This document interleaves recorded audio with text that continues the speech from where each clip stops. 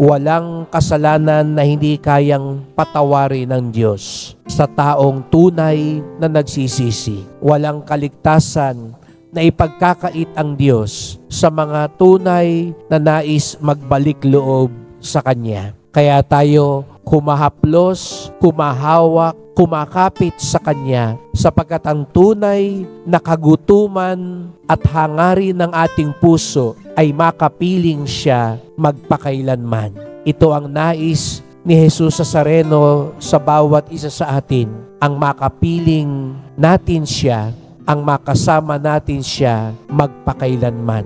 Kaya ipagdasal natin ang mas matibay na pananampalataya sa karamdaman man o sa kagalingan, sa kayamanan man o sa karukhaan, sa kamatayan man dito sa lupa. Tandaan po natin ang hatid ni Jesus Nazareno, buhay na walang hanggan, kaligtasang hindi magmamaliw. At ito sana ang tunay at pinakaasam-asam natin sa buhay.